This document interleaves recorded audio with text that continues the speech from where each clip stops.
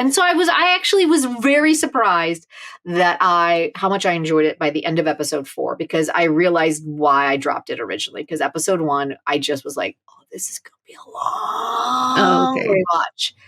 But I did buy in by the time of episode 4. I was really, really proud of myself. Hi, everyone. We are back. I am Jenn from the KThree, and this is our series Rewatch. And this time around, we are looking at While You Were Sleeping from 2017. This one's going to be interesting. I'm not going to lie. It's not a rewatch for me. It's a first watch for me. So I want to thank Michaela and Caitlin once again for joining me on this journey on this K-drama from what is actually the very beginning of my K-drama life. It was on my radar back then, but I dropped it very quickly. It was not really my jam.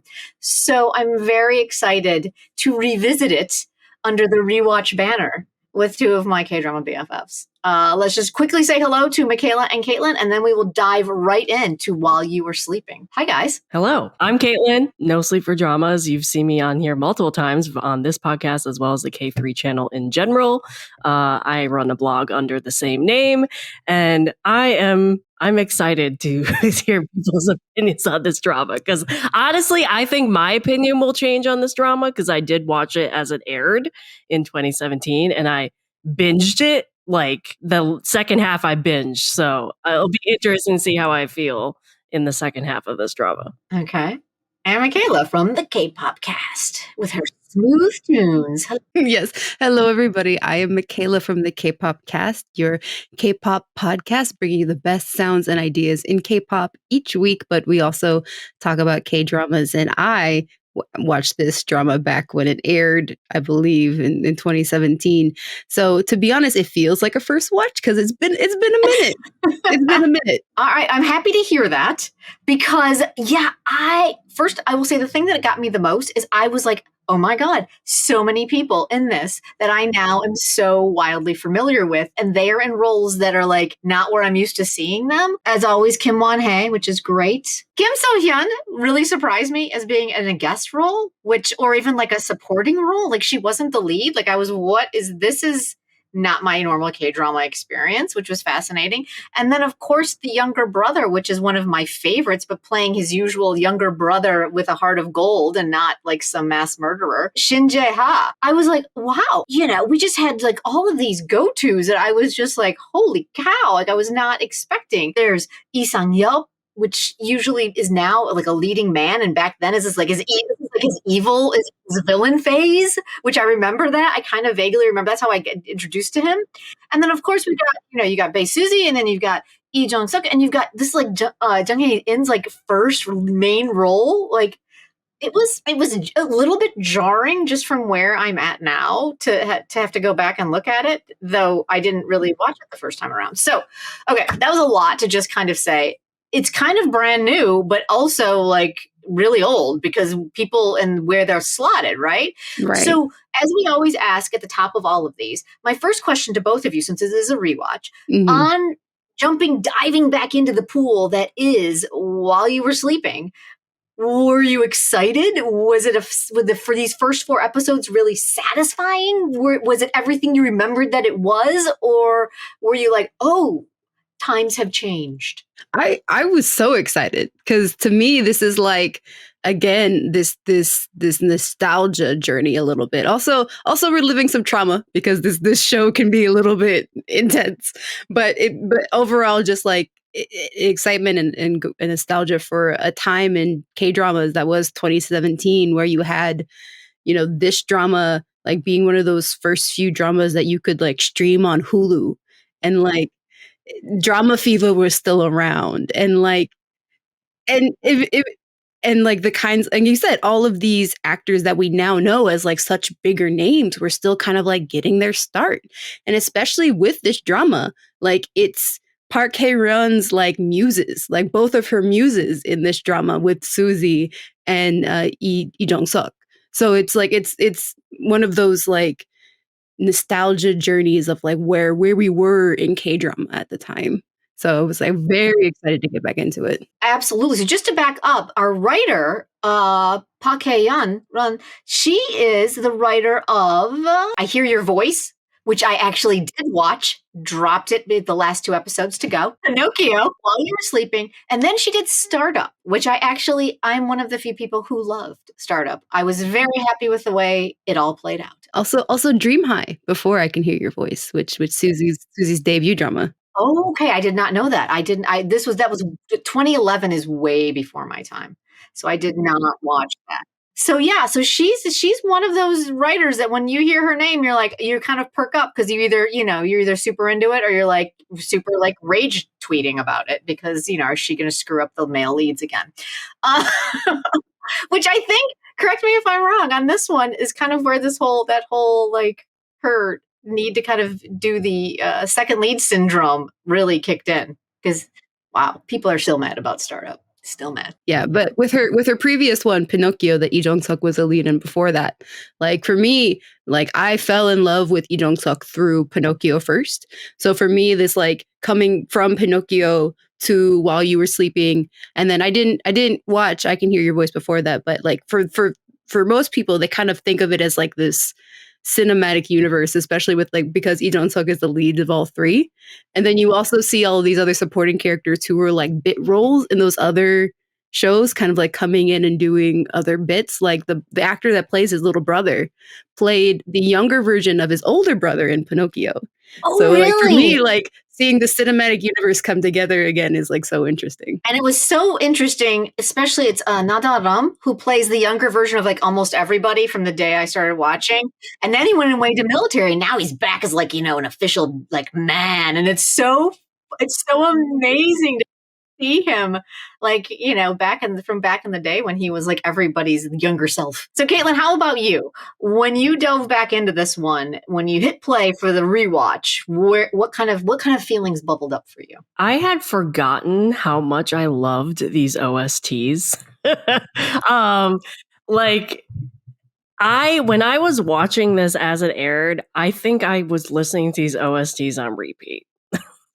like I'd forgotten how much I loved the instrumental as well, particularly when the violins go really high during a dramatic scene or like when something dangerous is about to happen. So that hit me like a train because I was like, oh my God, I forgot how good this music was and how much I love it. I was one of those people that this drama is the only drama I can say that gave me second lead syndrome. Oh, yeah, I can see that in 4 episodes already. Absolutely. Yeah, so yes. I'm curious to see if it will do it again because I'm not like it's not like I don't like Lee Jung Suk. I think because this is my first drama that I ever watched Jung Hae in. I think so. He was like just new and shiny when I watched so this. And I was like, who is this? Yeah. Oh my God. Also, they all look really young. And like everybody, not just like the leads. Everybody looks young in this. Yeah, I mean, Lee Jong Suk is pretty. Like they're both very pretty, but Lee Jong Suk is that pretty in like the cartoon character, like fantasy boy kind of face. Like he's got like this huge smile and like huge eyes and like tiny nose. But whereas Jung Hae In is like more of that like pretty, like more boy next door kind of like vibe, right? And with like the most amazing skin. Like I've always noticed that they all the actors have good skin, but for some reason Jung Hae In's skin in this one, I'm like, who has skin that good?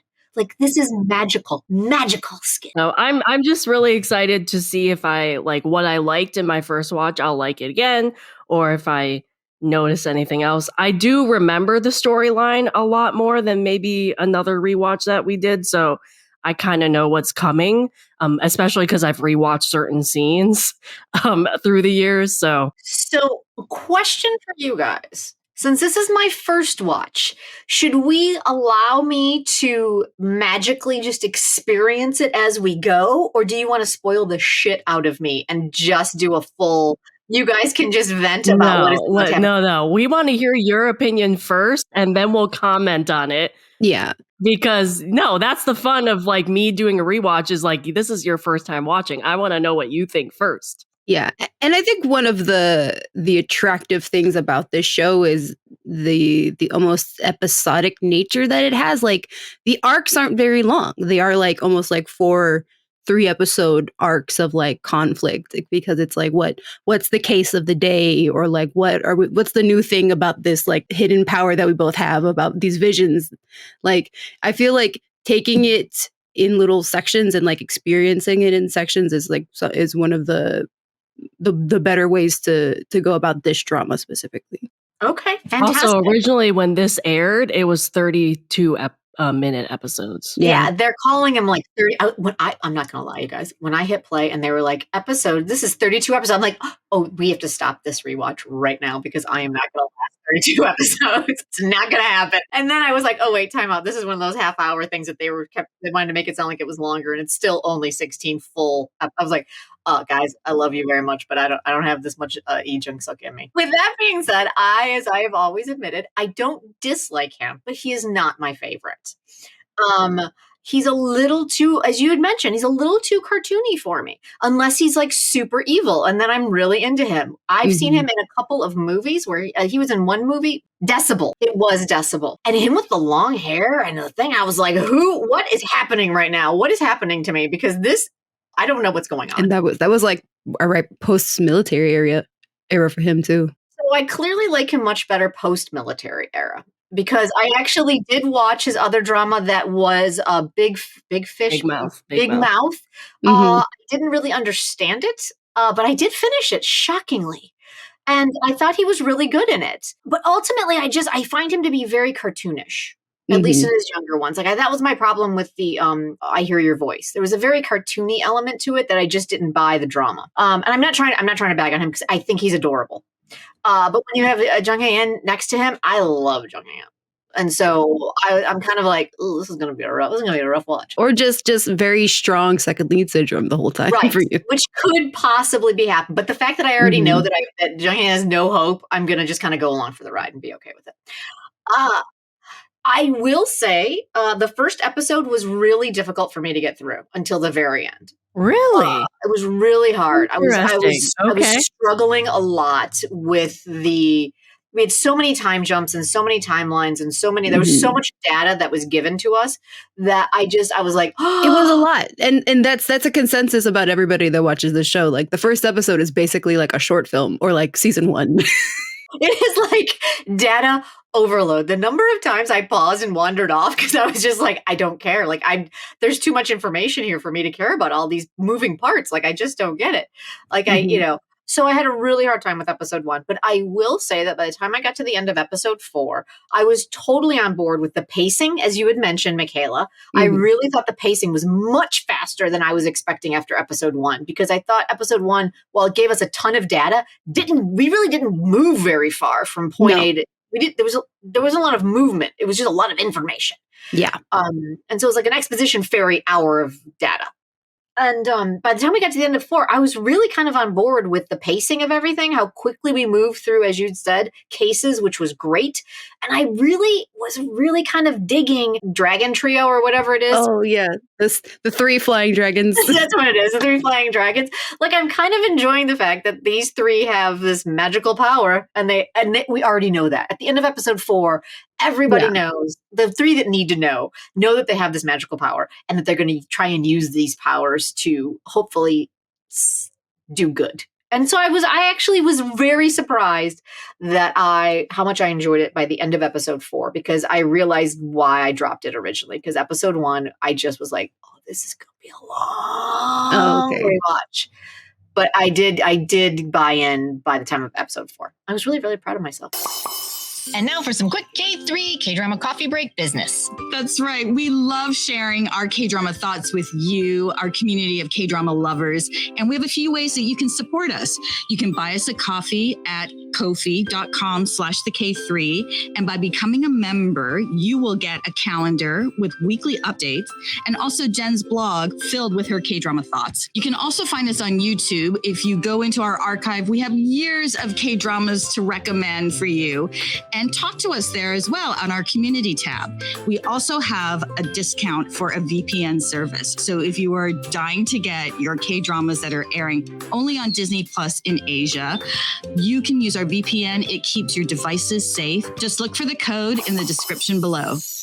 I'm the opposite with episode 1. Same. I was about to say we are the exact opposite on here, Jen. I remember when I first watched it, it blew my mind. And I was just like, holy crap, I can't wait to watch more. And I still enjoyed episode 1 so much, even though I knew what was coming. Oh, that's awesome. I was not that person. Yeah. And with episode 1, like you said, it's an exposition dump. And so there's also, again, the jumping back, because this is the first time where we have our characters experiencing visions of the future and then going in and then actually, doing things to change the vision. So what we actually experience in the show isn't what we originally thought was going to happen before. So which is confusing. But what I loved about all the exposition jump of episode 1 is it allowed a lot of these little conflicts and little things about the show that I thought might be dragged on throughout. They resolve them very quickly, where it's like, oh, she has this vision about her mom dying. She's probably going to hide that probably till episode 8 or whatever. Like, no, she tells her mom right away, and that's resolved. And it's like, oh, they're suddenly, all these guys have visions. Oh, it's probably going to take them forever to like get together and realize they're all like doing the same thing. No, resolved by the end of episode 4. Like that, it's great that they get all of that kind of like stuff that in other shows might be dragged out and might have to wait episodes to figure out. They get all of it out of the way so that they can spend more time, like I said, with the case of the week and all these other extra things that you might not have gotten in another show. Yeah, I 100% agree, because like I said, that first episode data dump, I was like, oh, this is gonna be rough. I was like, all right, let's go, show. And then we got into 2. He woke up from his dream, and I was like, oh, yay, oh, good, okay, great. This is not reality where it's gonna have to be. Okay, cool. I will say that's what I really did enjoy, the fact that he also has this little dream superpower, and we get to now discover why it is that these 3 all have it.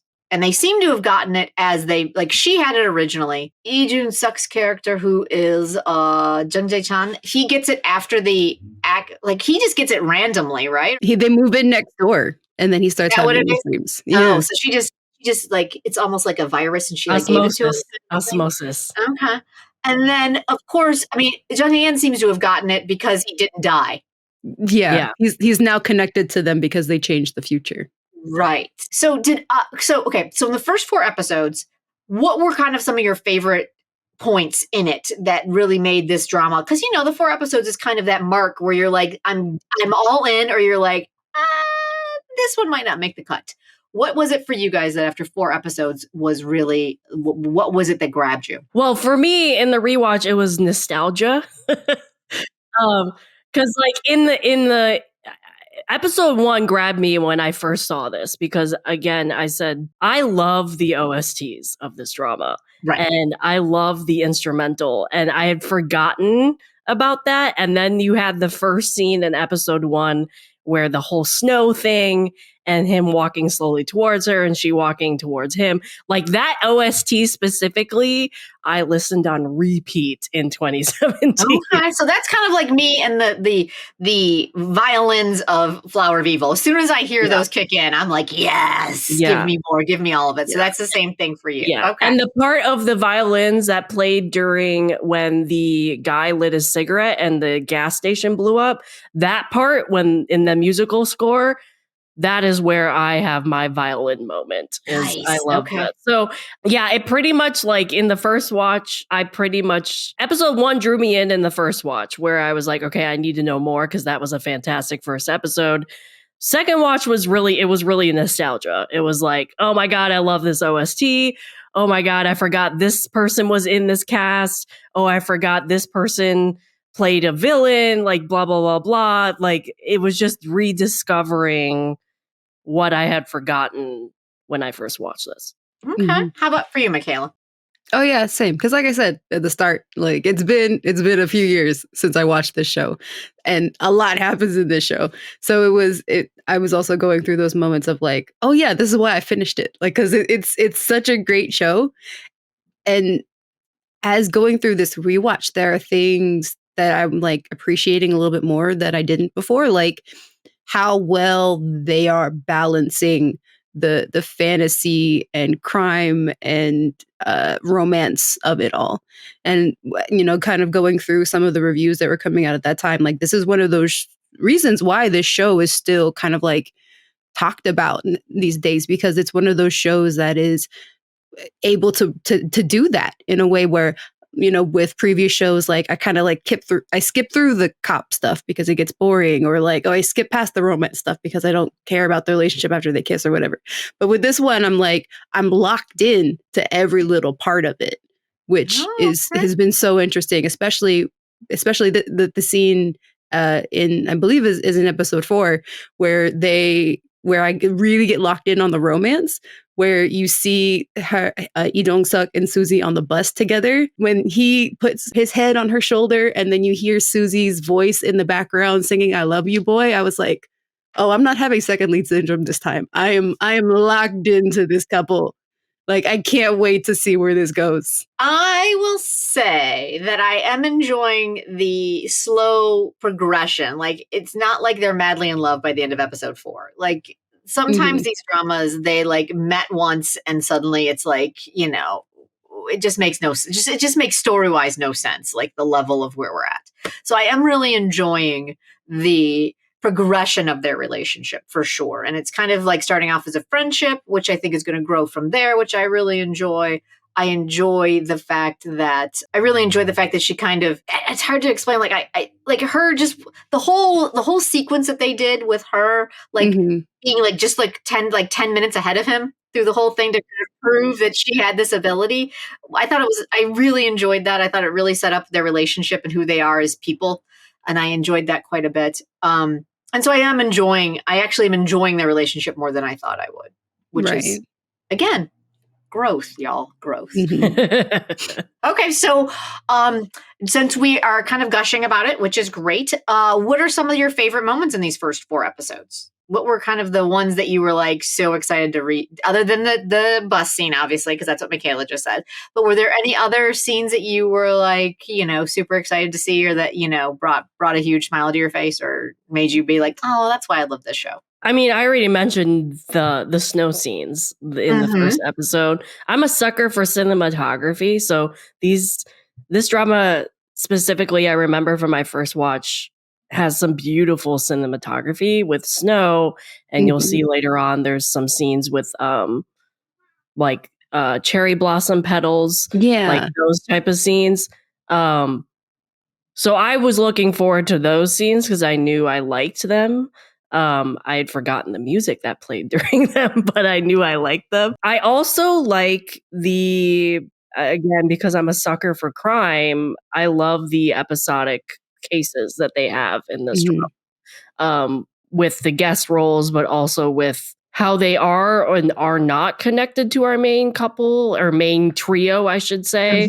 But also the cases in general are just so good. And the last thing I was looking forward to that I really like is the supporting cast, especially his like little secretary / investigator guy. Park Jin-joo is one of my favorite supporting characters in all of K-drama land. Like, she just brings me joy every time she shows up. So the supporting cast is a great fun in this as well. I will say one of another scene that I really enjoyed was kind of that, which I think is what locked me into the show. I'm going to be honest. I think the one that really locked me in was when, so JONG SUK is in his office and he's about to interrogate the dad. And he's about to go in, and JUNG HAE IN is at the restaurant, Suzy's mom's restaurant, and they're sitting there, and he's like, let's have a party when it's over because it's going to be great. And she's like, what are you talking about? He's going to completely screw it up. It's not going to work. He's like, what are you talking about? My dream said this. And then they called him and got JONG SUK's character to have Kim Won-hae actually do the investigation. And I just thought that was shot so well and edited so well.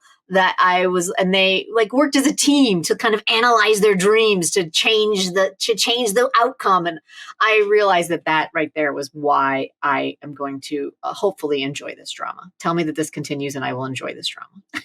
Oh, totally. It totally does. And it's at those moments in the future, in the next few episodes, that are my favorite moments from the show as we go forward. I don't have, like I said, I don't remember. I didn't have as much episode 1 through 4 is really a setup for everything. So there's not necessarily specific standout moments for me. It's just kind of like locking into the different relationships and like seeing who we've got going on. And so, as we always do with all of these, do you have any big quibbles? Did you rewatch this time? Like, because it has been, my God, 6 years, so much has changed in the land, in the world, in K-drama, and in the world as a general. Are there any tropes that you kind of are like, oh God, that's right? Or anything that was more quibbly this time around that maybe was not so quibbly back in 2017?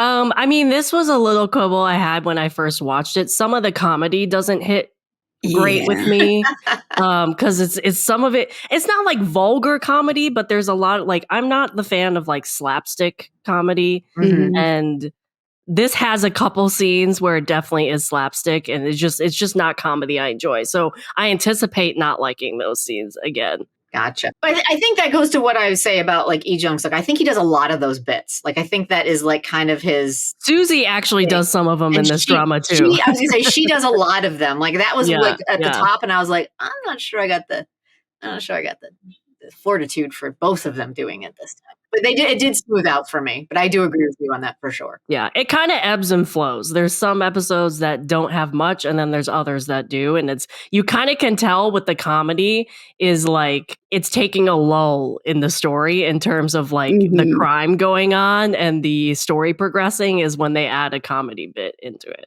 Gotcha. The characters, I don't know. It's like, especially with Suzy, especially like she's playing this character that we've seen her do before, which is kind of like the annoying little sister kind of thing, which for her has always kind of like been her lane, like her being like that the cute, quirky, weird, like younger sister that you just want to put in your pocket or like slowly push away. Like I'm slowly pushing away with her in a lot of these scenes, just because like her character comes off in these moments very like immature and childish. And like, I guess again, coming back to this after so many years, I've gotten so used to all of these like female leads that are like super smart and charismatic and like glamorous. And then here you have Suzy like shouting from the restroom, like, so to get her a plunger because like there's a giant crap in the toilet. Like I feel like I'm gonna have to like adjust to that kind of, like you said, that humor, that slapstick, that kind of childishness that we're getting with both of our leads. Right. I think that I would agree with both of you on that. Like, one of my notes was like 2 people made references that Suzy should be wearing flowers in her hair, which implies that she's, a little wacky, right? But I felt like I feel like she played wacky and just wasn't just wacky. Does that make sense? Like, it wasn't. Right. You could tell she was overdoing the wacky to be wacky, not just not just being a little quirky. Like, she was like, "Look at me, I'm wacky." It was just. Yeah, and so it was a bit much. They even have that other thing, and that was at beginning of episode 2, where it's like they go to like the good guy, the weird girl, and like the bad guy, which is like a reference to like the good guy, bad guy, evil, or whatever, that movie. Yeah. Right. It was the good, the bad, and the weird. Which is kind of weird. Like, is that gonna be something that they do throughout the rest of the show? I don't remember them doing that. It seemed out of nowhere. I'm like, this is like episode, like it was 2 or 3. I was like, this seems like it should have been an episode 1 marker or something. Like, I don't understand why you threw this in here all of a sudden. Like, that was a little jarring for sure. But I will say, you guys, I'm gonna say thank you. After 4 episodes, I may actually enjoy this. First watch. I'm not gonna lie, I was not expecting it. I was not at all. And I actually, by the time episode 4 came to a close, I was like, I actually don't hate these people. Michaela, we might actually make her like this one, even I though it's know, her I'm first excited. watch. You're going to do, I can guarantee you're going to do far better with me liking this one than we did with Happiness. unless there is like some rampaging, horrible people just that won't leave their space at all for episodes on it. All right, you guys. So that was a little bit brief, but I feel like we're just kind of getting into the meat of it. And I think our next one will be a little bit juicier because I think we're getting to the halfway point for sure. And so we'll get a little bit more about what the story is. Of course, our leads have a childhood connection. I'm waiting to see if our third also is a part of this triad. I'm guessing that that's probably the case, but I'm looking forward to diving in. Do you guys have any final thoughts before we wrap up this rewatch of episodes 1 through 4 of While You Were Sleeping? Well, Jen, I have a question for you. Do you have any theories since this is your first watch? Oh, yeah. Theories about anything. Like, do you have any theories from the first 4 episodes? Like what happened to them? What is their connection? Yeah. I mean, I'm not really quite in theory territory, but clearly they have a childhood connection because both of their fathers were killed due to our officer, who happened to be one of my currently new favorite actors, Hong Kyung. What's his Oh, name? right. Yeah. I was like, what? Hello. in I love the itty bitty role in this first part. super small. So my one theory is, not theory, but I'm guessing that the connection where our triad gets, I'm going to guess that Jung Hae In is somehow connected to the actual military guy. Like it's a brother or something like that. And that is the connection between the three of them. Okay, cool. Am I close? Not telling? Come on. You think? No. We want you to watch this blind. I was truthful at the beginning of this. I am not revealing anything to you. Curses. All right. Can you give me like if I'm hot or warm or cold or nothing? Nothing. Well, it's all cold. This is our winter drama. Yeah. Yep. Oh, Michaela, that is all right. And on those notes, we're going to say goodbye. And we will see you next time when we talk about episodes 4 through 8. Hopefully in the next 4 episodes, some little nugget will like emerge that tells me that I'm on the right track. All right, you guys. So there it is. This was episodes 1 through 4. While You Were Sleeping, it is not a remake of the Hollywood movie. No, it is not. It is a whole different thing. It is a K-drama. And we're looking forward to talking to you guys about the other episodes coming up in the future. I'm Jenn from the KThree, and let's say goodbye to the rest of our crew for the next one. Michaela. Yes, I am Michaela from the K-pop cast. But like I said, we also talk about K-dramas. So if you guys are coming into this and want more Jung Hae In drama talk in our life, we did a K-drama episode about DP. So which he was the lead in. So if you guys want more Jung Hae In podcasts, go check that out. And then all of the links are in the episode descriptions. And Caitlin from No Sleep for Dramas. Yep, I'm Caitlin. I don't even know how to start this. I'm totally blanking. Anyway, yeah, my name's Caitlin. I run a blog, No Sleep for number 4 Dramas. I also have that as my name on all the socials, TikTok, Instagram, Twitter. So you can find me there. And yeah, I'm very excited to watch more and talk about this drama. Yes, I am super excited. And like I said, I'm Jenn from the K3. We have like years of reviews and recommendations of different K-dramas at our YouTube and on our podcast. And we also now have a newsletter. If you are one of those people that's like socials, stop. I don't even want that. We now have a newsletter that will get you caught up twice a week on the top casting news and the top news headlines, as well as what our watch list is. So feel free to go ahead and subscribe there and keep an eye out for that. And we will see you guys next week with episodes 5 through 8 of While You Were Sleeping. Bye. Bye everybody.